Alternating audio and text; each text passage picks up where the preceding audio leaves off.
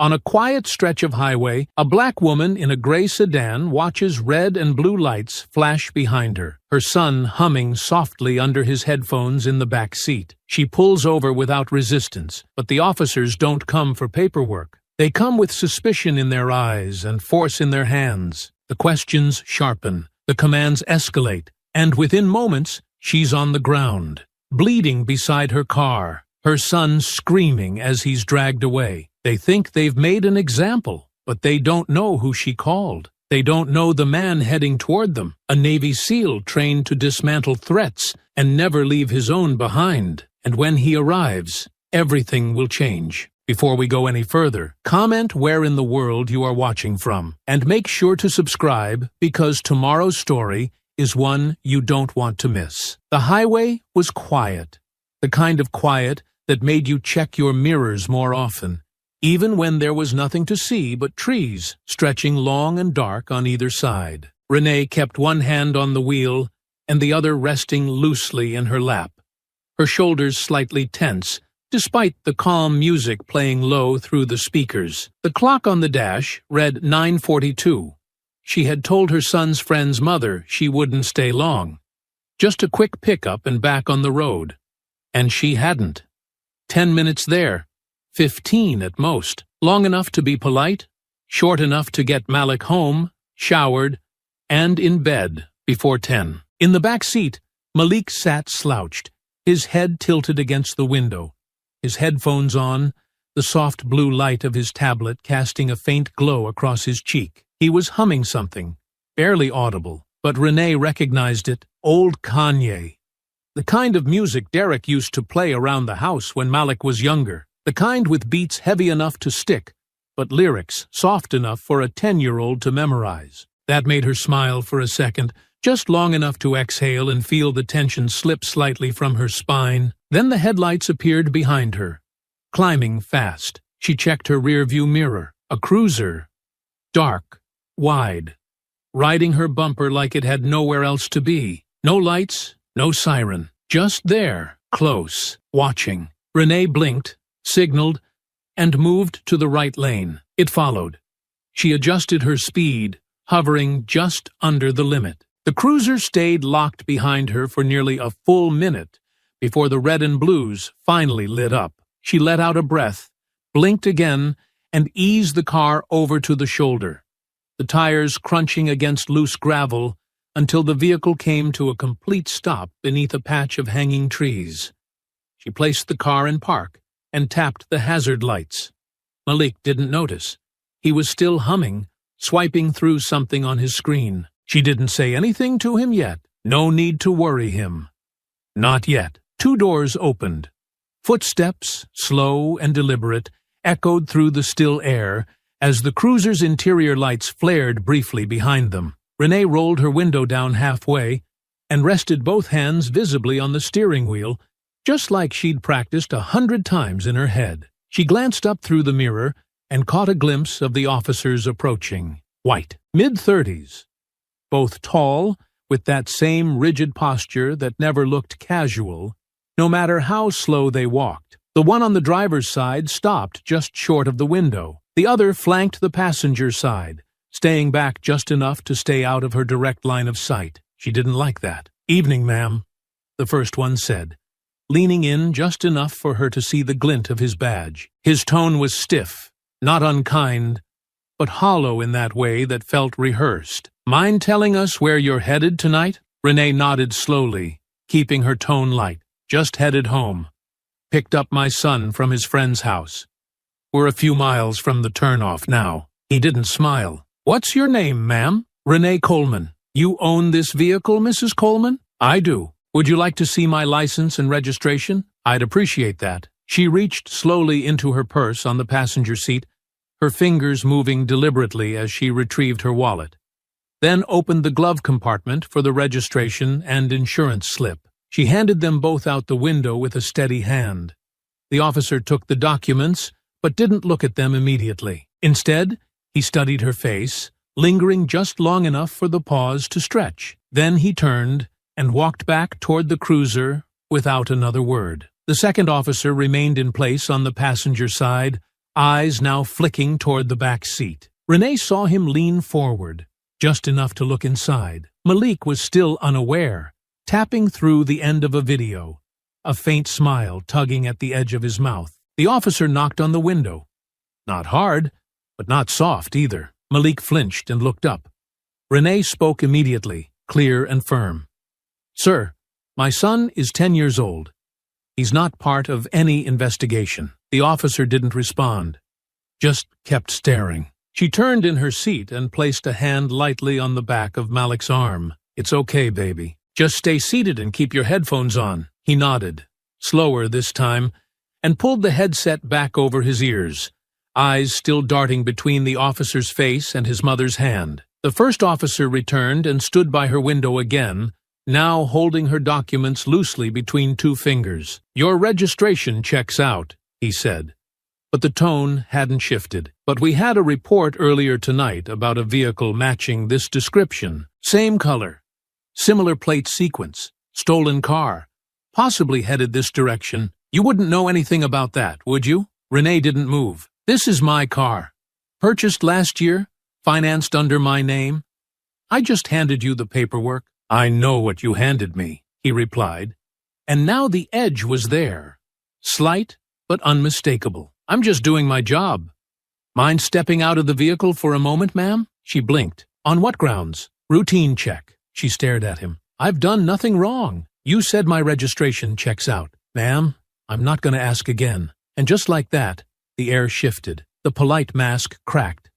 Not completely, but enough for the real thing to show through. She could feel it, the weight of it pressing down all around her, not because she'd done anything wrong, but because he'd decided she was going to be a problem. And out here, with no other cars on the road, with no gas stations or open stores in sight, being a problem meant she was going to have to make a choice. Not between right and wrong, but between safe and unsafe. She opened the door slowly. Renee stepped out of the SUV with both hands still visible, careful not to close the door too hard behind her. The gravel crunched softly beneath her flats, and the breeze tugged at the hem of her blouse as she straightened. The officer, Maddox, she now saw from the name on his badge, didn't give her much room, positioning himself just a step too close, his eyes scanning her face with the kind of look that wasn't about curiosity or concern, but control. The other one, Renner, was still near the passenger side, still watching Malik, though he hadn't said a word.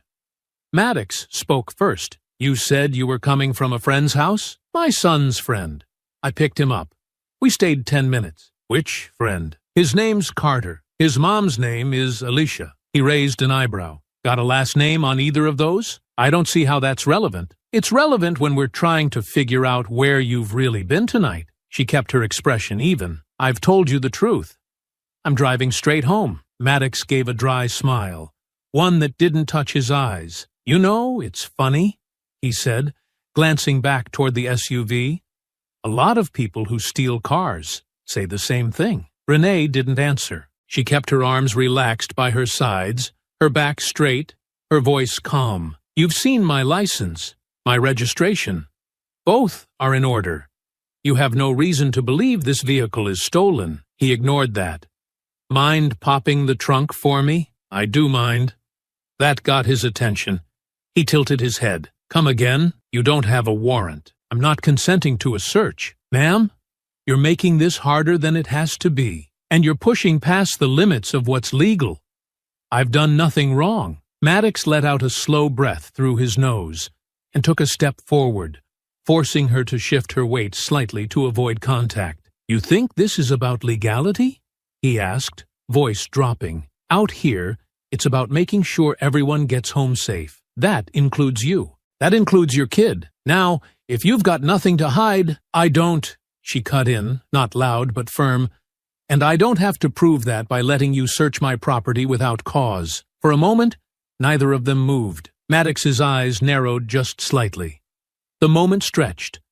Too long for comfort, too quiet for safety. Then, without a word, he turned and started walking back toward the cruiser, Renee's documents still folded in his hand. She glanced toward her car.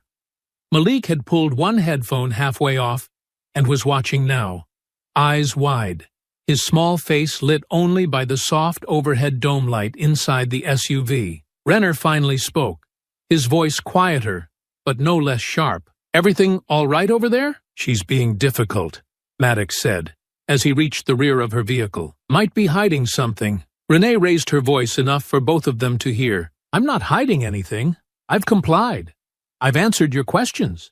I just won't allow an illegal search." That earned a scoff from Maddox. "You read that in a pamphlet or something. I know my rights." "That's so?"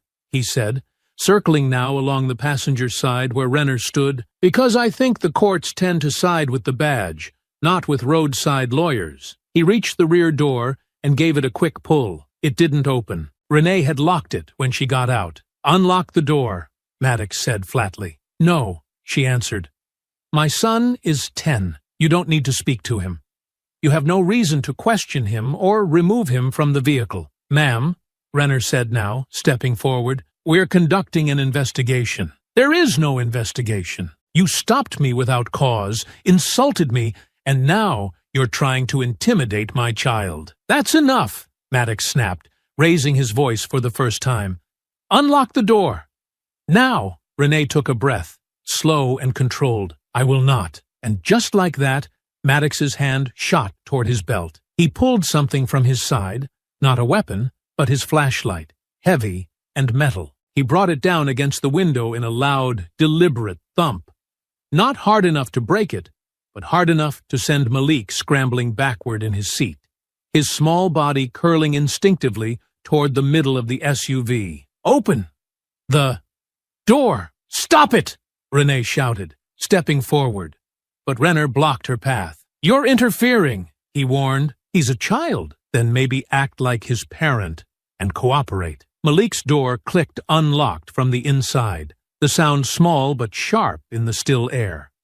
Renee's heart seized. "No," she said, pushing past Renner before he caught her by the arm, spinning her back toward the gravel. That's when Maddox yanked the door open. Malik's face was pale, his hands shaking as he held the tablet close to his chest like a shield. Maddox reached in without hesitation, grabbing the boy by the upper arm. "Out! He didn't do anything!" Renee cried, trying to wrench her arm free from Renner's grip.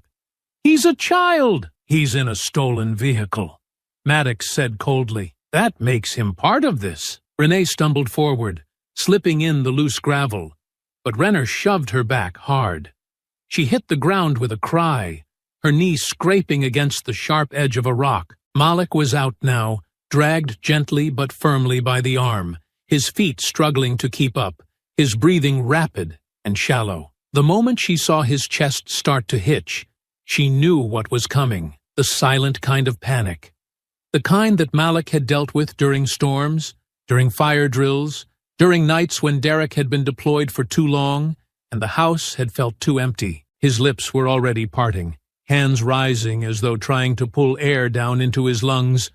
But nothing was sticking, nothing was working. Renee struggled to get up, the panic in her own chest rising, but Renner's boot pressed against her shoulder, holding her down just enough to keep her out of reach. Maddox grabbed at his cuffs. The boy was barely breathing. Malik's chest was heaving now, his mouth open as if trying to catch something that kept slipping away. His knees buckled once and he staggered, dropping the tablet onto the pavement where it cracked against the road's edge, the screen blinking and going black. His arms flailed slightly, not in resistance but in confusion, as though he couldn't understand why the world had turned on him so fast. Renee screamed his name, but the boot on her shoulder pinned her to the gravel, grinding the sharp stones into her skin. Maddox wasn't looking at her. His attention was fixed on Malik, though not with concern, not even curiosity, but with the same grim set he might have worn dragging a drunk out of a bar. He pulled the boy's wrists behind his back, his large hands swallowing the child's frame with frightening ease. "Stop! Please!" Malik gasped out, the words coming out thin and cracked. "I didn't do anything. I didn't do anything." "Then hold still," Maddox barked, tightening the cuffs. "They're too tight," Malik whimpered, twisting instinctively, only to cry out when the metal bit into his wrists. Renee's voice broke as she tried again to rise. Please, please, you're hurting him. He's not resisting. Just let me. Renner shoved her back down with more force this time.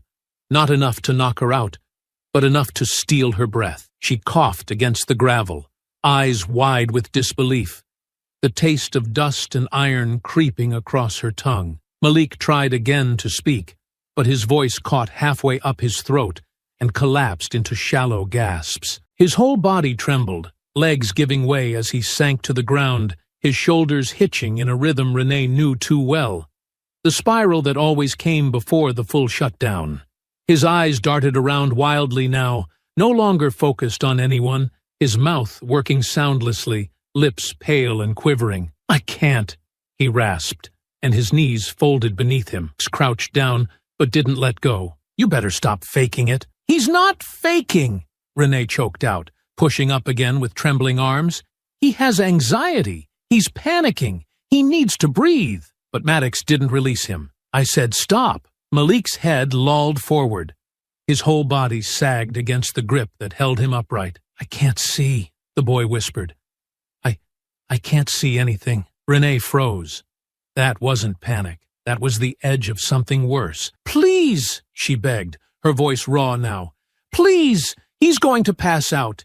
He needs me. Just let me help him. I'm begging you. Just let me go. You can help him by cooperating, Renner snapped, pulling her wrists behind her back. She felt the cold bite of metal close over her skin, the edge of the cuff scraping a line across her wrist as the second one clicked tight. She didn't fight, not because she agreed, but because Malik had gone limp. The stillness of his body, the way his head tilted forward, unmoving, it terrified her more than anything. I want my mom, Malak whispered, barely audible. I want to go home. I didn't do anything. Please, I just want to go home. Maddox shifted his grip, still holding him upright. Maybe you shouldn't ride in stolen cars, then. It's not stolen, Malik said, his voice breaking into a sob. It's not. It's our car. My dad bought it. Please don't take me. Please don't take me. He sounded smaller than he ever had before, like the voice of a much younger child trapped in a place he didn't understand. Renee had heard him cry before, had comforted him after nightmares, soothed him through storms, but this was different. This was the sound of something cracking, something she wasn't sure could be put back together. Why are you doing this? Malik sobbed, gasping now. I didn't even get out of the car. I was just listening to music. I was just listening to music. Why are you hurting me? Maddox finally let go, dropping him back against the ground like something heavy that had stopped moving. Malik curled into himself, face pressed against the road, breathing ragged and erratic. Renner pulled Renee up now, forcing her to her feet, the gravel ripping at her scraped palms as she staggered upright. You're going to stand right here and not move, he ordered, dragging her toward the front of the SUV. My phone, she stammered, trying to focus, trying to remember where it was. I dropped it. It was near the rear tire. Please. Not happening. I need to call my husband. You should have thought about that before you refused to cooperate. Renee's eyes scanned the ground as they dragged her forward. In the dim light from the cruiser, she caught the faint glint of the phone's case, half buried under a dusting of gravel. It had fallen just outside the reach of the rear wheel. She let herself go limp for a moment, forcing Renner to jerk her upright with a curse. Can't even stand on your own? I'm dizzy, she murmured, tilting her weight back. Too fast. Then lean here, he muttered, pushing her against the front bumper. He didn't see her hand drift slightly as she steadied herself. She dropped to her knees again. Not violently, just slow enough to seem disoriented, and let her hand press to the ground. Her fingers inched toward the phone, moving almost imperceptibly through the dust. Behind her, Maddox was muttering something over the radio, asking dispatch to confirm whether the plates matched the report he'd referenced earlier. But there was no urgency in his voice. He knew there wouldn't be a match. This wasn't about facts. It never had been. Her fingers closed around the corner of the phone. She pulled it close, shielding it beneath the hem of her blouse, fumbling until she found the power button. The screen lit up. No password needed. The emergency dial pad was already open. She dialed one number. Just one. It rang once, twice. And then a familiar voice came through, low and steady. "Renee?" Her voice trembled. "Derek! They've got him! He can't breathe!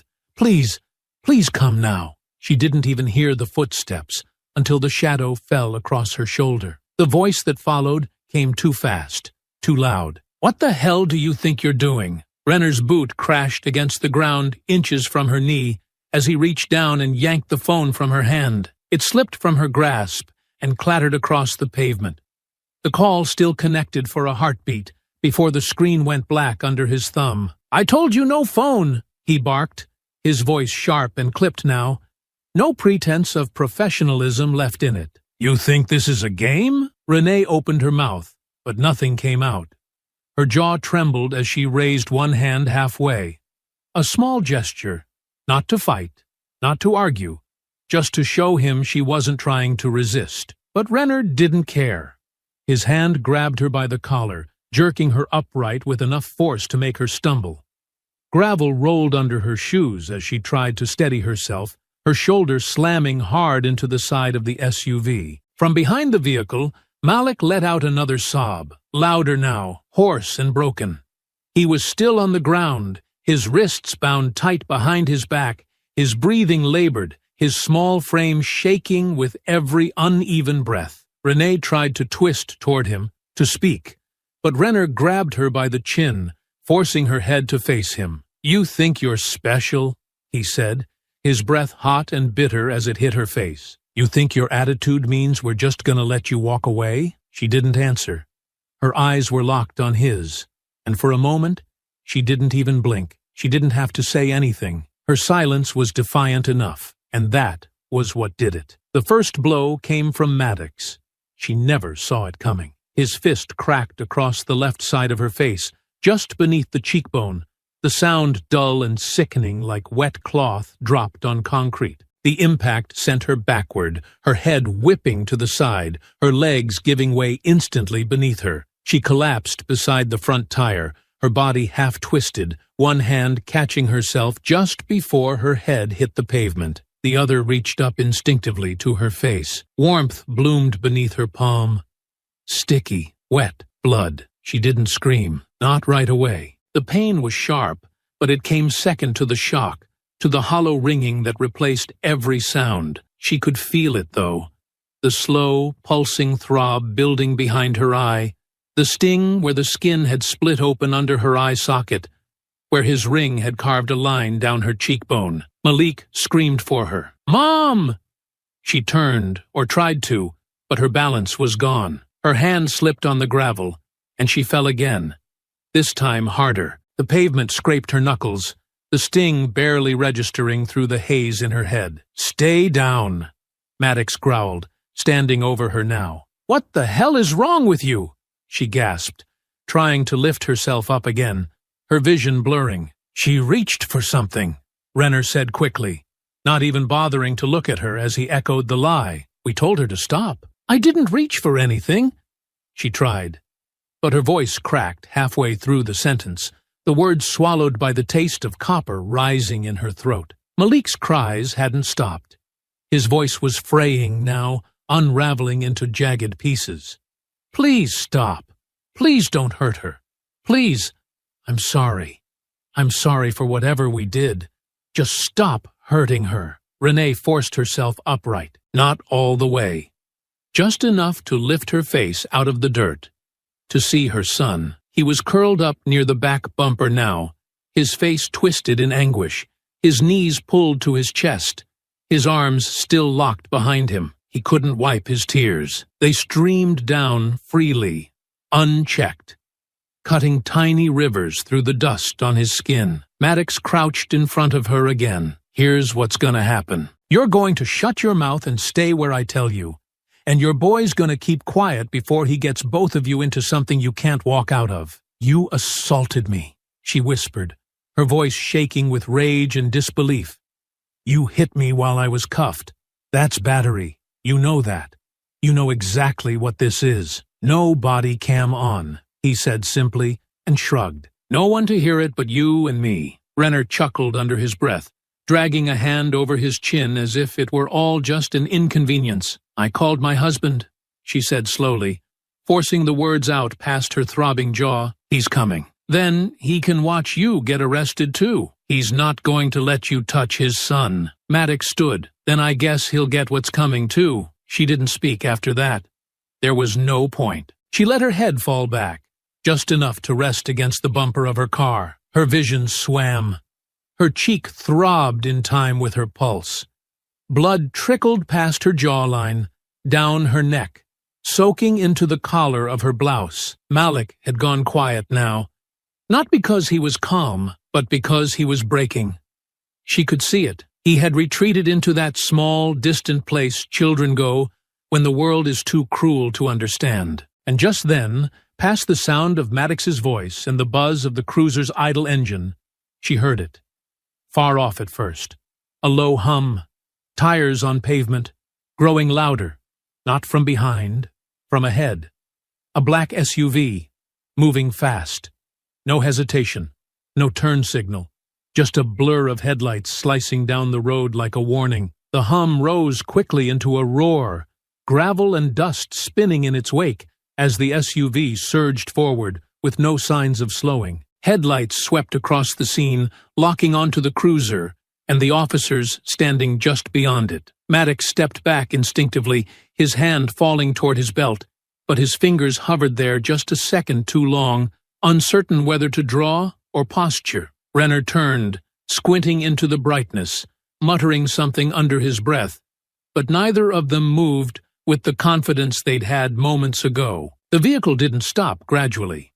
It braked hard, the front end dipping as tires groaned against the shoulder. The doors opened before the engine finished cooling, and Derek stepped out into the open air like a shadow pulled from the dark. He wore no uniform, no badge, no armor. Just a black t-shirt, jeans, boots, and a look that didn't belong to a man asking questions. His hands were empty, but his posture carried the quiet certainty of someone who had ended fights longer, messier, and louder than this. The muscles in his jaw didn't move.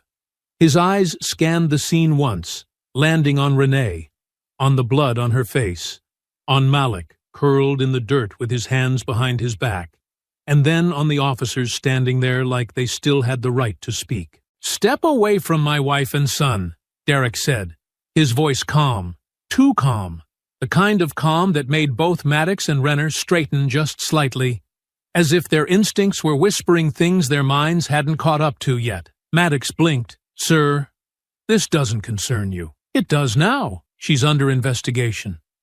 And that child's being detained." Derek was already moving. Not running, just walking, measured steps on loose gravel, each footfall deliberate, each one a warning. Renner moved to intercept first, unsure of what exactly he was trying to stop. His hand went out, not with force, just with the assumption that he could put it on Derek's chest, and that would be enough. It wasn't. Derek caught the wrist mid-air, turned his body with smooth precision, and used the officer's momentum against him. Renner hit the ground flat on his back. The wind knocked clean from his lungs, a stunned gasp rattling out of him as his limbs flailed briefly and stilled. Maddox's hand went for his holster. Slower now. Too slow. Derek closed the distance between them in 3 strides, knocking the officer's arm upward just as the grip cleared the leather. The gun clattered against the pavement and slid under the cruiser. A fist caught Maddox in the ribs before he could curse. Another slammed into his shoulder, spinning him off balance, and then the third came, low and sharp, directly into his thigh, sending him staggering sideways. Derek didn't hesitate. He reached out, grabbed Maddox by the vest, and slammed him into the side of the SUV hard enough to rattle the windows. "You hit my wife," Derek said softly, and then drove his elbow into the man's gut. Maddox doubled over, coughing, his hands scrambling against the door for leverage. Another blow followed, clean and sharp. A palm strike to the chin that sent the officer reeling backward, his legs folding beneath him. Renee watched all of it from where she knelt, blood still streaking her face. Her breath held so tightly in her lungs she didn't realize she was shaking until the dust began to settle. Maddox was down. Renner wasn't moving. The road was quiet again. Derek walked past them both and dropped to his knees beside his son. Malik flinched at first, the sound of footsteps still too close to fear. But as soon as he saw his father's face, the panic cracked. He burst into sobs, his shoulders shaking so violently he couldn't speak. Derek didn't ask him to. He just placed both hands gently on the boy's arms, lowered his head, and whispered something that didn't need to be heard by anyone else. Renee moved toward them, still on her knees, dragging herself those last few feet. Derek looked up and met her eyes, and for the first time since he arrived, something shifted in his expression. It wasn't anger. It was something older, deeper, the helpless kind of rage that builds in a man when he realizes he couldn't protect them soon enough. She reached for his hand. "I'm okay," she whispered. "He cuffed me, but I'm okay." "Your face," Derek murmured. "I'll live. Malik needs you. I've got him." Malik's hands were still bound. Derek found the cuffs and examined them, then stood, walked to Renner's belt, and retrieved the key without ceremony. He returned, knelt, and unlocked the restraints with quick, practiced movements. As soon as the metal opened, Malik threw his arms around his father's neck and buried his face against his shoulder. Derek held him there, held them both in place. Behind them, Maddox groaned, trying to crawl toward his gun. Derek turned, stood, and stepped directly onto the officer's hand. Maddox froze. "You move again," Derek said quietly, "and I'll put you back to sleep." And this time, Maddox believed him. The night stretched quiet once more. No backup had come, no sirens, just the thrum of the SUV engine and the sound of Malik's breathing, steady now, held safe in the arms of the only man in the world who had ever taught him that fear was not a place he had to stay in. Derek kept his foot pressed against Maddox's hand, just long enough to make sure the message was clear. The officer didn't fight it. He didn't speak. He didn't even look up. His breath came in short, uneven bursts. His body curled slightly, as if the weight of what had just happened was only now starting to settle across his ribs. Renner was still on the ground a few feet away, groaning low as he blinked up at the stars like they might offer him a reason none of this had just happened. Derek stepped back, crouched beside Renee, and checked her face without speaking, his eyes scanning the cut beneath her eye, the forming bruise along her jaw, and the blood that had dried into a crooked line across her cheek. She tried to wave it off, but he caught her wrist and held it gently, steadying her as he met her eyes again. "They'll come for us now," she said, her voice quiet but steady. "You know that." "I know," Derek replied, nodding once. "We won't be here when they do." He helped her to her feet first, then scooped Malik into his arms. The boy didn't argue, didn't ask to walk. He just clung to his father's neck and tucked his face close, his fingers curling into the back of Derek's shirt, like he was afraid to let go. Renee opened the SUV's rear door, clearing the seat as quickly as she could, brushing aside the broken tablet and adjusting the blanket Malik kept in the back for long rides. Derek placed him down gently, then leaned in close, resting one hand on the side of his son's head. "I need you to stay down low. Okay? We're leaving. No matter what happens, I need you to stay down and stay quiet." Malik nodded slowly, eyes still wet, voice barely more than a whisper. "Are they coming back?" "Not if I can help it," Derek said. Renee climbed into the passenger seat without another word, wincing as she buckled her seatbelt, one hand pressed to her ribs where the pavement had scraped through the fabric of her blouse. Derek walked around the vehicle, took one final look at the two officers still struggling on the ground, then climbed in and threw the SUV into gear. The tires peeled off gravel as they sped away, back onto the road with nothing behind them but dust, pain, and the echo of threats that wouldn't be forgotten. For a while, no one spoke. The road ahead stretched long and empty, lit only by the faint glow of distant towns and the occasional flicker of roadside reflectors catching the headlights. Renee held a tissue to her face, her eyes fixed on the mirror, watching Malik behind them, checking every few seconds to make sure he was still breathing steady, still upright, still with them. Derek's hands stayed firm on the wheel, his gaze never leaving the road. His mind was already moving, thinking in patterns, calculating what they had, what they'd need, how far they could go before the story would catch up with them. "Where are we going?" Renee asked softly. "Franklin's cabin," Derek said without hesitation. "Backwoods. No cell towers. Solar power only. He's out in Texas right now, so we'll have the place to ourselves. We've got maybe a 3-hour window before they pull the body cam footage and start tracking plates." Renee leaned her head back against the seat and closed her eyes. "They'll twist it. Say we attacked them. Say you ambushed them. Say I was hysterical." "They always do," Derek said. "That's why we can't rely on their version. We need our own. We don't have footage." "Not yet," he said. "But there might be dash cam from their cruiser, and if there's any nearby traffic cams, we'll find them." "And then what? Leak it? Go to the press?" "Both," Derek said, glancing briefly at her before turning back to the road. "But we need it first. Something they can't bury." Renee was quiet for a long time, the steady hum of the engine the only sound between them. Malik had dozed off in the back seat, but even in sleep, his hands twitched, small fists tightening every so often like his body hadn't yet let go of the fear. "You saved us," she said finally. Derek shook his head. "Too late." "No.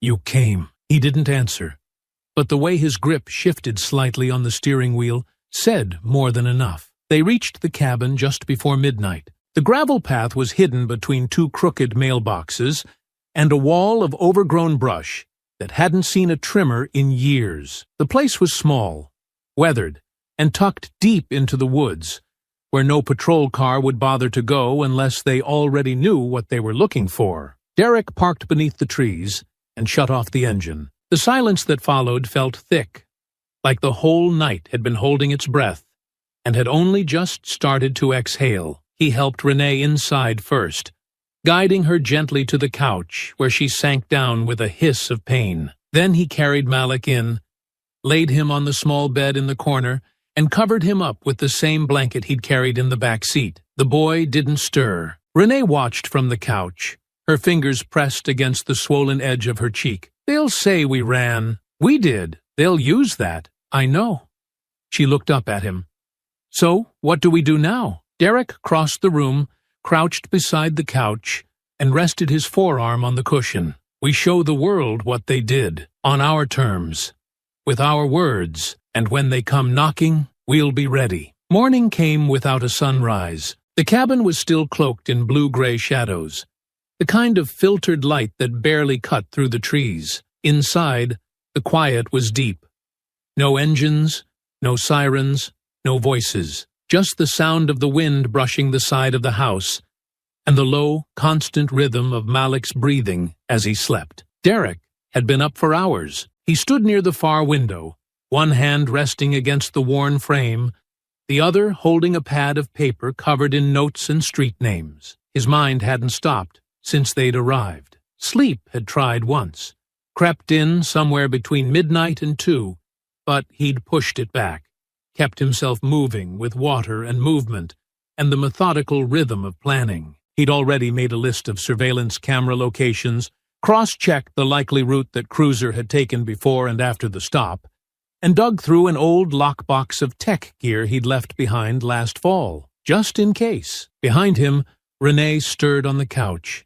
She didn't sit up right away, just shifted slowly, pressing a hand to her side where the bruises had started to bloom. Her face was swollen beneath the eye, the dried blood forming a tight line across her skin. She didn't complain. She didn't ask for anything. When she sat upright, it was with the kind of quiet pain she didn't want anyone to see. Derek turned from the window. "You need anything?" "I need to get that footage," she said, her voice rough from sleep but clear. "That's all I need." He nodded. "I think I know where to start. That cruiser they used, It would have been issued from the district lot on McAllister. They keep dashcam hard drives locked in the central server, but every car backs up to an external drive manually when it returns to the lot. It's old tech, still clunky, still flawed. But that's the weakness. Renee ran a hand down her face. You think it was recording? It usually auto-records any time the lights are on. Maddox was too focused on flexing power to think about turning it off. If it was running, that camera caught everything. The car position, his face, the blows, all of it. Even if it exists, we can't ask for it. You know that. I'm not asking, he said quietly. I'm taking. She looked up at him, startled. You're not going into the lot. No cameras in the overflow yard. The building has blind spots, and I know exactly where the old server crates are stored. If the backup wasn't overwritten, I can get it. Derek, it's the only way, he said simply. We can't out-talk them. We need proof. The raw kind. Unedited. Undeniable. She didn't argue, but she didn't look away either. All right, she said, after a long moment, but I'm going with you. No, you're not. I'm not staying behind while you walk into a police facility alone. You've got Malik to watch, and you'll be safer with someone watching your back. He started to protest, but she was already moving toward the kitchen, her body stiff, her breath shallow as she worked through the soreness. She didn't need to say it again. He knew her well enough to understand. She wasn't letting him go alone. By late afternoon, Malik was up and eating quietly at the kitchen table, a bowl of oatmeal half finished in front of him, his fingers still trembling slightly when they held the spoon. He hadn't said much that morning, just a few small answers, eyes always flicking toward the windows, toward the corners of the room, like he expected someone to barge in at any moment. Renee knelt beside him and brushed his hair back. We're going to get the video, baby. The one from the police car. The one that shows what they did to us. Once people see it, they'll know the truth. Will it show them hitting you? He asked, voice so small she almost didn't hear it. Yes, she said softly. It will. Will they believe it? She hesitated. They will have to. Derek set the backpack on the counter with a quiet thud, its contents already arranged. Gloves, a burner phone, a small laptop, 2 sets of clothes, and an encrypted drive. No weapons. This wasn't that kind of mission. He didn't need force. He needed precision. They drove out before sunset, taking back roads, avoiding the interstate, circling twice before parking near an abandoned lot 2 blocks from the department yard. Renee stayed low as they cut through an alley behind a row of empty businesses. The yard was mostly dark, save for a few high lamps casting long shadows across the chain-link fence. The back gate was secured with a rusted lock, but Derek handled it quietly, working the bolt until it slid free without so much as a sound. Inside, it was exactly as he remembered. Rows of parked units, half of them old cruisers waiting to be decommissioned. The far garage housed the server storage. He moved quickly, scanning the sides of the building, counting steps, watching the angles. Renee followed close, keeping pace, keeping lookout. Her body ached, but adrenaline dulled the edge. They reached the storage room, and Derek forced the door just enough to squeeze through. Inside, the air was musty and stale.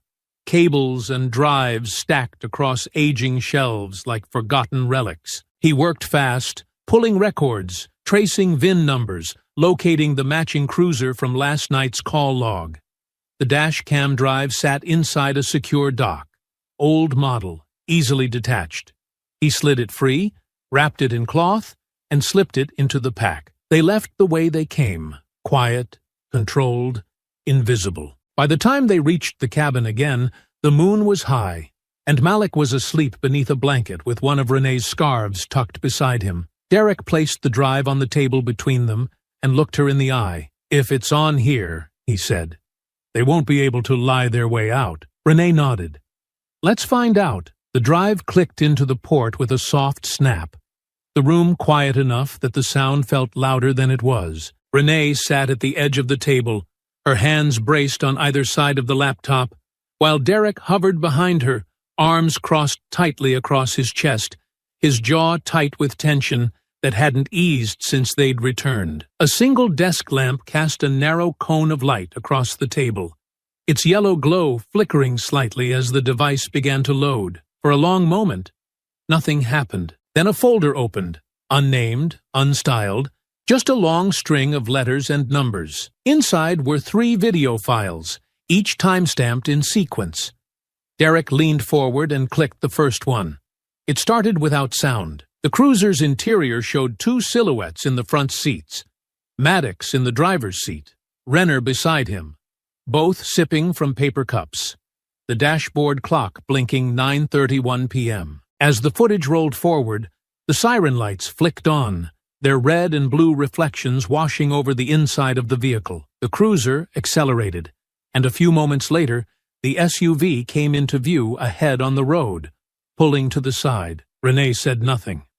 She didn't move. She just stared at the screen as the moment unfolded again in front of her, her hands on the wheel, the window rolling down, Maddox's approach. She watched herself from above, from behind, like she was witnessing a stranger's nightmare. The second file captured the exterior angle, the dash cam mounted above the windshield, angled low, wide enough to catch the gravel shoulder and part of the passenger side. It was all there, the way Maddox dropped her license, the way Renner circled the car before yanking open the back door, the way Malik's head snapped up in confusion.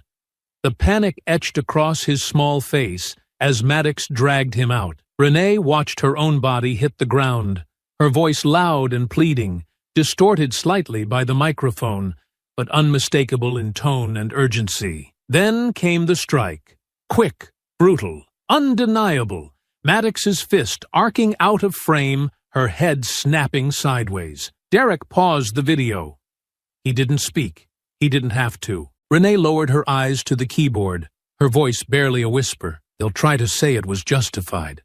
That I resisted. Not after they see that, Derek said. But even as he said it, her phone buzzed from the couch where she'd left it earlier. Once, then again, in rapid succession. She stood slowly, crossed the room, and picked it up, her heart already sinking before she read the screen. Text after text, some from co-workers, others from unknown numbers, all asking the same thing in different tones. Are you okay? They're saying you attacked police. Why would you run? You need to come in. They're looking for you. It's everywhere. Derek's phone buzzed next. He stepped away to check it, his expression unreadable as he scrolled through a short list of messages from former colleagues. Some cautious, some panicked, one blunt enough to make him pause. There's a warrant out. Assaulting 2 officers. Abducting a child. You need to go dark. They're calling it a manhunt. He looked up and met Renee's eyes. They've flipped it already. She nodded, already moving back to the table, already reopening the video file. We don't have time to argue. We leak it now. No press outlet, no middleman, raw, uncut. They'll trace it. Then we use the school account. Derek hesitated. You'll lose your job. I've already lost it, she said, her voice steady. Suspended this morning. They didn't even ask what happened. He didn't push back. He opened the drive, copied the video, and plugged in the backup laptop with no name, no ID. They moved fast, working like they were back on familiar ground. He handled the upload. She wrote a short caption. Nothing dramatic, just facts. This is what really happened. Watch it before it disappears. They used a burner signal and a temporary IP tunnel, routing it through an untraceable relay server Derek had set up years ago. One of those precautions he never thought he'd need outside a mission. The file began uploading, inching its way through the progress bar like it understood the weight of what it carried. Renee stood, pacing near the window, her arms wrapped around herself, the side of her face still swollen, the blood long dried but never fully cleaned. Malik slept in the corner of the room, curled beneath a blanket, unaware that the world outside had turned against them even more in the hours since he closed his eyes. When the upload finished, Derek hit send. It went live within seconds. He pushed the laptop aside and stared at the wall, his voice low. Now we wait, but the waiting didn't feel passive. It felt like holding your breath after shouting in a canyon. waiting for the echo to come back, and not knowing what it would sound like. The first comments came fast, then the shares. But the tone, at first, wasn't what they hoped. Some of them believed the headline, "Former SEAL Assaults Officers in Roadside Ambush." Others repeated the words from cable news. "Family flees police after resisting lawful traffic stop." Renee refreshed the video page and watched the views climb. Tens, then hundreds, then thousands. But the comments still ran hot with disbelief, with accusations, with people saying she faked the injuries, that Malik was being used for sympathy, that the video was cut, that the footage was doctored. Derek stood behind her, watching it unfold. "They're not ready to believe yet." "Then we keep pushing," she said. "Because they will." And she meant it. Even as the phones buzzed with more warnings, even as the headlines continued to paint them as fugitives, even as the fear pressed tighter around their shoulders like a noose, she meant it. Because the truth was out, now, and sooner or later, someone would have to look it in the face. The wind had changed sometime during the night. Renee noticed it first. The way it came in sharper through the trees, tugging against the shutters like something impatient trying to get in. Derek had noticed it too, though he didn't say anything at first.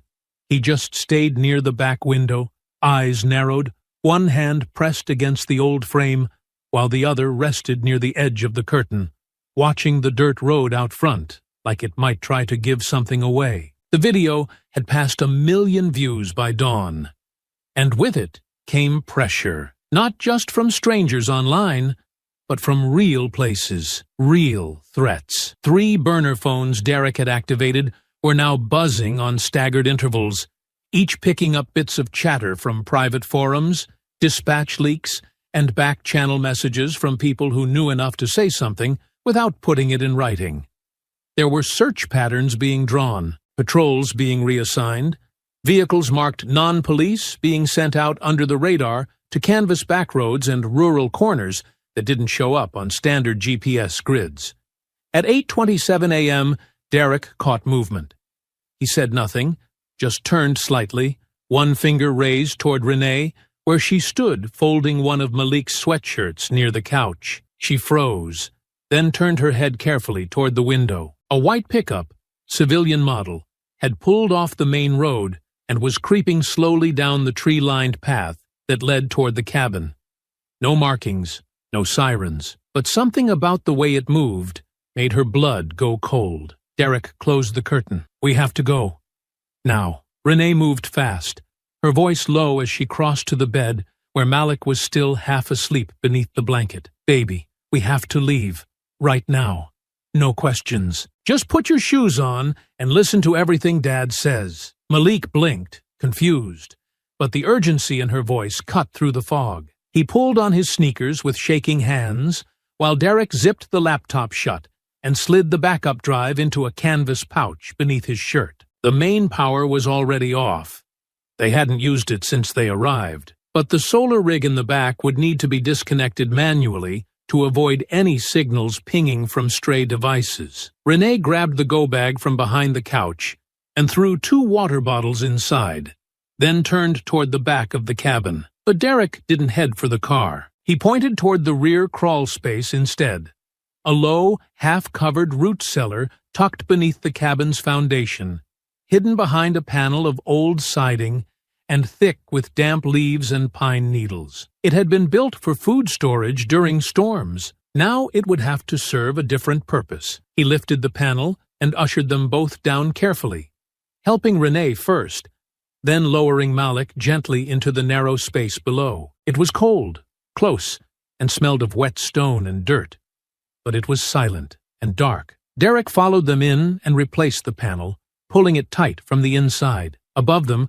footsteps passed near the side of the cabin. 3 sets, boots, not shoes, not loud enough to be confident, not quiet enough to be friendly. A muffled knock echoed from the front door, followed by a pause. Then another knock. Harder this time, someone called out, voice casual but practiced. "Anyone home?" "Just here checking in on the property." Another voice answered him, closer now to the rear wall. "No tire marks." Looks undisturbed. Derek pressed one hand against the low ceiling above him, his eyes fixed on the single sliver of light that leaked through a crack in the panel. Malik curled close to Renee's side, his breathing shallow, one hand over his mouth as he fought not to make a sound. She rested her palm over his back, smoothing gently along his spine in a slow, steady rhythm. Something scraped across the deck above them, a boot dragging against old wood. Then silence. Renee's fingers tightened around Malik's shirt. Another voice, lower this time, almost muttered. Could have sworn I saw movement from the road. Nothing on thermal. Place is dead. A long pause followed. Then, keep looking. The footsteps shifted again, slower now, pacing, moving farther toward the woods behind the cabin. Derek checked his watch, counting under his breath. Not loud enough to be heard, just enough to mark the seconds, track the space between the sounds. He was waiting not for silence, but for consistency, for that telltale rhythm that meant the men were walking. Not watching. 10 minutes passed. 15. When the panel finally creaked open again, the light was different, softer, later. Derek peeked out first, slow and cautious, his eyes sweeping the tree line. The truck was gone. No more movement, just forest, wind, and the sound of his own pulse finally starting to slow. He helped them both out, first Malik, then Renee, and led them back inside with careful steps, each one quieter than the last. They didn't speak until the door was closed behind them. That wasn't a patrol, Renee said, her voice low, her eyes still on the door. They didn't announce, didn't ask questions. No, Derek said. They weren't looking for an interview. They were looking to disappear someone. Malik looked up at them both, eyes wide, voice soft. Are we still safe here? Renee knelt and cupped his face gently. For now. But we're not staying. We'll move again. We just need a little time. Just a little. Derek crossed the room and retrieved the drive from under his shirt. He placed it back on the table with a sharp breath. We move in 1 hour. No roads, no signals. We lay low, but we don't stop. Renee nodded. Because they're still out there. And now, Derek said, we know how close they're willing to get. The new hideout wasn't much. An abandoned equipment barn on the edge of a fallow orchard about 30 miles south. Long forgotten by the owners and reclaimed by nature, dust clung to every surface, and the air smelled faintly of rust and dry grass. But it offered shade, distance, and just enough structure to disappear inside without drawing attention. They'd driven there without headlights, once they left the cabin, turning off all devices, leaving no trace, no signals, no patterns, no trail. Now, the morning after their near discovery, the exhaustion had finally set in. Derek sat with his back against the wooden wall, arms draped over his knees, eyes fixed on a small hole in the siding where a shaft of sun split through and cast a crooked line across the dirt floor. Renee rested nearby with Malik in her lap, the boy wrapped in one of her old sweaters, his body limp with the kind of fatigue that sleep alone couldn't erase. He hadn't cried again, but he hadn't spoken either. Just watched and listened. Always quiet. Always alert. Derek hadn't said much since they got there. Not because there was nothing to say, but because too much had already been said. The footage was out. The truth had been shown. But they were still hunted. Still painted as threats. Still cornered. Even as the world had started to turn its head. He pulled out one of the last working phones, checked the signal strength, and scrolled through the encrypted contact list. He found the number he needed, a man who owed him more than one favor, and who'd never once given him reason to doubt his silence. He dialed. The call rang twice before it picked up. Derek? The voice was cautious. Where the hell are you, man? Doesn't matter. I just need to know what's happening. In town. On the ground. What are they saying? A pause followed. Then a deep breath. It's chaos. The video broke everything wide open last night. First it hit social media, then local news, then one of the national anchors picked it up. They aired the whole clip, unedited. And people saw it, really saw it. Derek leaned his head back against the wall, letting the words settle. Civilians are protesting downtown. Hundreds of them. It started at City Hall, then moved to the courthouse. They're chanting Malik's name. They've got signs with your wife's face, bruised and bleeding, next to the officers' badge numbers. And when the mayor tried to downplay it this morning, it made it worse. The crowd turned. Windows broke. Squad cars got hit. Fire crews had to be called in around midnight. Renee looked up sharply. Her eyes locked on Derek as she tried to catch what was being said. He nodded to her gently, kept listening. The governor issued a statement, tried to calm it down, said there would be a review, but nobody's buying it. They want arrests. Now. And what about us? Another pause. You're still fugitives. The warrant's active. They haven't pulled it yet, but people are starting to push back on that too. Some lawyers are going public, saying it's retaliation, that it won't hold up in court. Derek exhaled slowly. Thanks, Travis. You didn't have to answer. You kidding me? I've known you for 20 years. This system should be begging you for help, not hunting your family. Just be careful. They're getting desperate. Derek hung up and set the phone down beside him, rubbing his hands over his face once, then dragging them back through his hair. The barn was quiet, save for the rustling of birds in the rafters and the steady breath of the woman and child across from him. Renee shifted closer. They know the truth now. Not everyone, he said. But enough. Then we can't keep hiding. They'll spin this again if we vanish. They'll say the silence means guilt. Derek looked at her for a long moment. So what do we do? Walk into a precinct? Put our lives in the hands of people who let this happen? No, we go above them. She sat upright now, her voice steady, not rushed. We go to the people who don't want a riot in every city. We talk to the DA's office, the Oversight Commission, someone who's not sitting behind the same badge as Maddox. We offer them something. What? Peace. Derek raised an eyebrow and she continued. We tell them we'll calm the protests. Get our supporters to hold the line. No violence, no destruction. But in exchange, they drop the charges. They arrest the officers. They open a real investigation. He stared at her, weighing the idea. And if they refuse, then we give the next video to the press, the one we haven't released yet. He frowned. There isn't one. There can be. She pulled out the laptop and opened a folder where she'd quietly started editing the raw footage, adding a voiceover, overlaying still images of Malik's bruised wrists, of her bloodied face, even a clip from a town hall meeting where the police chief had promised transparency months ago. It was rough, but it was real, and it was damning. If they don't want the streets burning, they'll pick a side. Quietly, carefully, but they'll do it. Derek nodded, the idea settling into place like a loaded rifle across the table. They weren't powerless. Not anymore. Not with a nation watching. Then we get a meeting, he said. We go in on our terms, not theirs, and we don't walk in alone. Renee nodded.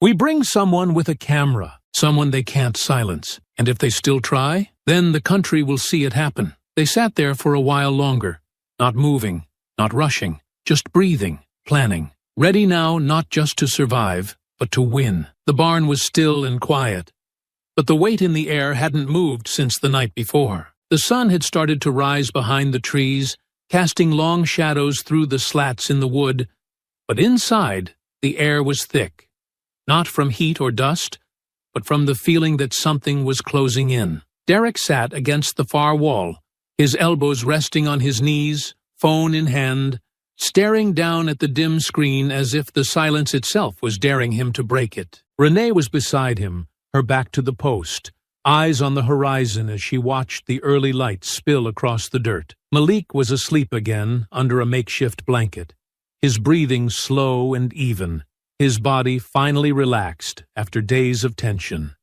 They'd barely spoken since the escape from the cabin. It wasn't avoidance. It was calculation. They knew what had to come next, but neither wanted to be the one to say it out loud first. Derek tapped the screen twice and brought the burner to his ear. The call rang once, then again. Then a voice picked up, not rushed, not surprised. Coleman. Derek leaned forward, his voice steady. "Deputy Mayor Grant." There was a beat of hesitation. "You're not calling to turn yourself in." "No." "Then say what you need to say. You've seen the footage. You know what happened. You know what those officers did to my wife and son. You've watched the riots build, and you're watching them get worse. What I want is simple. Drop the charges against my wife and me. Arrest Maddox and Renner. And announce an independent review into misconduct inside your department." A long pause followed. On the other end of the line, Derek could almost hear the man shift in his chair. "You've put us in a difficult position." "No," Derek said. "Your officers did that. I'm giving you a way out." Grant sighed, the sound low and tired. "You're asking us to sacrifice 2 officers in front of a crowd." "I'm not asking. I'm offering a deal. You make the right call, and we release a statement. We tell the public we've spoken.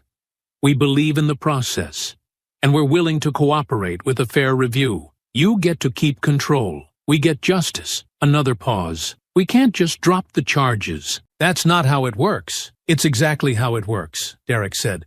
"Because I also have a second video. Edited, annotated. Includes background footage. Audio from your chief's past press briefings. You think the protests are loud now? You charge us, and we release that.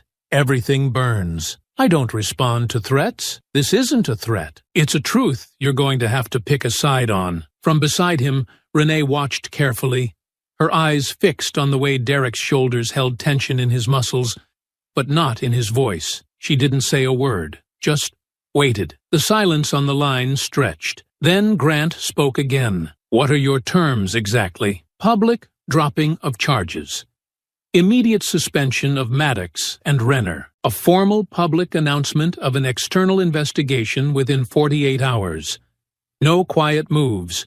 No deals behind closed doors. And in return, we tell the truth. In front of cameras, we ask for calm. We tell people to stop lighting fires and start watching closely. And we disappear after. Quietly. With our names cleared. You really think people will calm down just because you ask? I think they'll listen to my son's mother. More than they'll listen to your press secretary." Grant let out a slow breath, then said quietly, "Give me until midnight." Derek didn't say, "Thank you." Just ended the call. The barn was quiet again. Renee stood, dusting off her jeans with one hand, the other rubbing lightly at her still swollen cheek. "You think he'll take it? He doesn't have a choice." She moved toward Malik, crouched to adjust the blanket around him, her voice soft but sure. "If he stalls, we don't wait." Derek slid the phone back into the canvas bag and pulled out the second flash drive, the one with the edited video she'd compiled, with overlays, context, and voiceover. It was ready. It had been ready for hours. All they needed was a reason to release it. "We send it to 3 outlets if the deal breaks," she said. 2 networks, 1 independent. We time the drop within an hour of the mayor's next press briefing. And we include a live link to the raw footage, so no one can accuse us of staging it. "We'll be burning our last card," Derek said. "And if they try to come for us after, at least the whole country will know exactly who they're dragging into court." He nodded slowly. "Then we give them till midnight." That night, they waited again, not in fear, but in readiness, because this time the silence wasn't theirs to break. The wind had picked up again by late evening, brushing softly against the sides of the old barn like it was carrying a warning. Inside, the world hadn't moved much. Renee sat with her back to the far wall, one arm cradling Malik, while the other clutched the blanket tighter around both of them, as if holding him was the only thing keeping her steady. Derek sat across from them near the door, phone resting in his palm, screen dark, signal low, the seconds stretching longer than the silence could carry. When the burner finally buzzed, the sound cut through the air like it didn't belong. He answered quickly. "Grant?" The deputy mayor's voice came through, slow, deliberate. "We've reviewed everything. The district attorney has agreed in principle to drop the charges and suspend the officers pending investigation." Derek leaned forward, eyes narrowing slightly. "So, that's it?" "Almost. There's a condition." Derek didn't respond right away. Renee was already watching him, her body stiffening at the change in tone. "What condition?" Derek asked. Grant didn't hedge. "You meet, in person, no press, no cameras, just you, your wife, the district attorney, the city's legal advisor, and myself. We sit down. You assure us that you won't escalate, that you'll ask your supporters to hold back once the announcement is made. And in return, we make it official, publicly. No tricks." Derek's silence held. "I'm not walking into a trap," he said at last. "You have my word that won't happen. That doesn't mean anything to me." "It should mean something when the deal's real," Grant replied. "Look, we're putting the system on the line for this. Arresting 2 of our own, admitting fault. The mayor's already in deep with the unions. You want a full reversal? You show up. You sit down. You look us in the eye. Otherwise, it all folds." Derek closed his eyes for a second, then opened them slowly. "Where?" "The library. South entrance. Private reading room. Closed for renovations. No cameras. 1 door, 1 exit. Your terms. You bring someone if you want. Just not press. If you're serious about justice, not a spectacle, you'll show up." Derek didn't answer. He ended the call and sat still for a long moment, letting the weight of the decision sit with him before saying anything. Renee spoke first. "They changed the deal. They want us in the room." She looked down at Malik, then back at him. "That's too much risk." "I know. You believe they'll follow through?" "No." "Then why are we even considering it?" "Because if we don't go," Derek said slowly, "they kill the deal. They say we refused. They paint us like we're holding the city hostage." She lowered her voice. "And if we do go, they could bury it. Lock us up on something else. Say it was all a misunderstanding. Say we came to threaten them in person. They spin it again. They won't do it with eyes on them," he said. "Not this time. Not with how hot it's gotten." Renee looked away for a second, her breath catching. "You're sure?" "No," Derek admitted. "But we didn't come this far to blink." He crossed the room and knelt beside her, placing a hand on Malik's back. The boy stirred but didn't wake. "I need you to stay here with Travis's wife," Derek said gently. Renee looked at him like he'd lost his mind. "I'm not letting you walk in there alone." "You're not. We go together, but we bring a witness. Someone they can't shut down. Not a camera. A person. Someone whose silence they can't buy." She was quiet, then nodded slowly. "I'll make a call." 2 hours later, just past 1 in the morning, they pulled into a parking garage 3 blocks from the downtown library. The streets quiet. The curfew keeping all but patrols and late workers indoors. The lights inside the garage buzzed faintly overhead, casting long shadows across the walls. Renee stepped out first, scanning the lot, then helped Derek adjust the inner lining of his coat, where the second burner was hidden. Voice memo rolling, set to back up every 60 seconds. Their contact waited beside the side stairwell. A retired judge. One of the few people they trusted to sit in that room and not flinch. A man who owed Derek more than one favor from years ago, and who had seen enough to understand exactly what this meeting meant. At 1:32 a.m. they entered the building through the south wing. The hall smelled faintly of old paper and varnish, but the doors were unlocked. The reading room had been cleared. 1 long table at the center, blinds drawn, 3 figures seated already. No uniforms, just suits, just silence. They didn't shake hands. No one did. Derek and Renee sat down, the judge at their side. No introductions. Just business. Grant spoke first. "This meeting satisfies the condition. Do you still intend to de-escalate the public response once charges are dropped?" Derek didn't blink. "Yes, once it's public. Not before. And the footage you haven't released stays locked. Unless you double back on this deal." The DA leaned forward. "We have the paperwork ready. If you agree to this course, the formal announcement will go out at sunrise. Charges against you both. Gone. Warrant vacated. Officers suspended. Pending arrest and public arraignment. Independent commission to follow. Do we have a deal?" Renee looked at Derek. Derek looked at the judge. Then he nodded. "You have a deal." Nobody smiled. Nobody relaxed. They stood, hands at their sides. Nothing signed, nothing recorded. But something real had shifted. This time, the system wasn't making a decision for them. It was reacting to them. Morning arrived without fanfare. No dramatic sunrise, no sudden shift in the weather. Just the soft gray of an overcast sky hanging low over the city, like it had been holding its breath too long. But for once, the quiet didn't feel like dread. It felt like something giving way. Derek stood in front of the living room television at Travis's house, arms folded, jaw set, as the news anchor spoke in that carefully controlled tone networks used when they knew the world was watching. Confirmed this morning by the mayor's office, the city has formally dropped all charges against Derek and Renee Coleman, citing overwhelming evidence of misconduct. In a parallel move, officers Brent Maddox and Kyle Renner have been taken into custody and are facing multiple charges, including felony assault, unlawful detainment, and falsification of official reports. The arrests follow mounting public pressure and the viral release of video footage documenting the incident. Renee sat at the kitchen table with her hand resting on Malik's shoulder.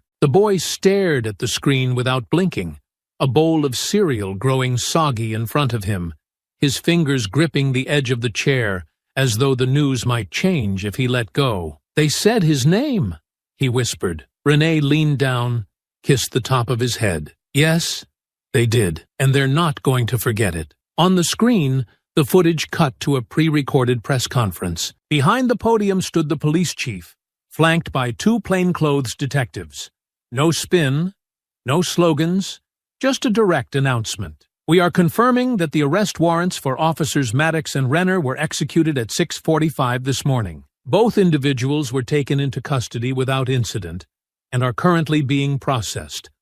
The department will fully comply with the Oversight Commission in their investigation." The camera cut away. Derek exhaled slowly, his body still tight with the kind of tension that didn't leave just because the news said the right words. There was still too much behind them, too much ahead. But for the first time, something had landed. Not a promise, not a compromise, a reckoning. That afternoon, the family arrived at the courthouse under escort. Not because they were in custody, but because the city wanted them there, publicly, visibly. They didn't wear suits. They didn't dress for cameras. Renee wore jeans and a jacket that still bore the faint marks of that night. Derek wore the same boots, the same posture, the same silence. Malik walked between them, holding both their hands, eyes scanning the crowd of reporters and supporters waiting behind the barricades. Inside, the mood was quieter, tense. In the back corridor, away from the noise, they were led to a small observation room lined with glass. On the other side stood Maddox and Renner, wrists cuffed, seated at a processing bench as two officers filled out intake forms. Neither of them looked back at the mirror. Neither of them spoke. Renee stood still for a long moment before she broke the silence. "Do they even remember what they did to him?" Derek glanced at her, then through the glass. "They remember. They just didn't expect to answer for it." "I want to say something." Before he could stop her, she opened the door and stepped into the room. Both officers looked up at once, recognition spreading across their faces like a stain. Maddox stood instinctively, one step forward before the guard raised a hand and told him to stay put. Renner didn't move. He just stared at the floor. Renee kept her voice calm. "No yelling, no trembling. You threw me on the ground in front of my son. You hit me while he watched. And you grabbed a 10-year-old boy like he was some kind of threat." Maddox didn't answer. Renee kept going. "You thought nobody would believe us, that no one would care, that because you wore a badge and we had brown skin, the story would write itself. You thought you were protected." Still no reply. She stepped closer, her words sharper now. "You looked in my child's face and didn't see a child, and now the country's looking in yours, and they see what you are." Renner finally looked up. "I didn't hit you," he said quietly. "I didn't pull the trigger." "No," she replied, "but you didn't stop it either." Derek appeared in the doorway then, Malik just behind him. The boy didn't say a word. He just stared at the two men behind the glass, his small hands clenched into fists at his sides. For a second, the room was silent again. Then Malik spoke, barely above a whisper. "You scared me, but I'm not scared now." Maddox blinked. That was all. They left the room without another word. Outside, the crowd had swelled. Signs held high, hands clapping, chants rising not in rage, but in relief. The city hadn't healed, but something inside it had turned. The story had changed. The lie had cracked. And the truth, raw, heavy, and unforgettable, had slipped through for everyone to see. The family walked down the courthouse steps, not as fugitives, not as victims, but as proof. Proof that sometimes justice doesn't come easy. But it comes. The house was quiet again. Not the kind of quiet that came from fear or hiding, but the kind that settled slowly when something heavy had been lifted. They were back at home, not under the cover of night or behind boarded windows, but home in the way that meant something now. Renee stood in the kitchen with a warm mug in her hands, staring out the window as the morning sun bled softly through the trees behind the fence. The same trees she'd looked through 100 times before, though never quite like this. Malik sat at the dining table with a pencil in one hand and a comic book beside his schoolwork. He wasn't talking much, but he was writing again, sketching on the corner of his math sheet. Nothing big, just little drawings of capes and shadows and heroes with wide stances and big hands, all of them standing between a smaller figure and something dangerous behind them. He didn't flinch when the doorbell rang anymore. He didn't ask whether the lights should stay off or if the phone should be unplugged. He just looked up at Derek, who stepped in from the hallway and said quietly, "It's just the neighbor dropping off groceries." And then he went back to drawing. That was the difference. Renee joined Derek on the back porch an hour later, the two of them sitting beneath the awning with the breeze brushing gently past them. The flowers in the side garden had survived their absence, pushing up through the soil like they hadn't noticed the city had burned for a week. There was something about that resilience that Renee couldn't stop thinking about. "They're talking about setting up a panel," Derek said after a long pause. "Some statewide review process, new protocol, civilian complaints. They called it the Coleman Initiative." Renee raised her eyebrows slightly. "That sounds like something they name after a school." He gave a faint smile. "Probably just for show, but people are watching now." He nodded, his eyes scanning the neighborhood slowly, watching a mail carrier pull up across the street, a woman walking her dog 3 doors down, a group of kids tossing a basketball into a tilted hoop in a cracked driveway. "They know our faces now," he said, "but not as fugitives." She leaned her head against his shoulder, resting there with her hands folded in her lap. "Do you think it's really over?" He took his time answering. "No," he said at last, "but I think we're safe, and I think the right people are scared now." "That's something." Inside, Malik's voice rose. Not scared, not calling for help, just asking if he could have lunch early. It was the most ordinary question in the world. And for a moment, both Derek and Renee sat still, listening to the sound of his voice like it was proof that normal was finding its way back.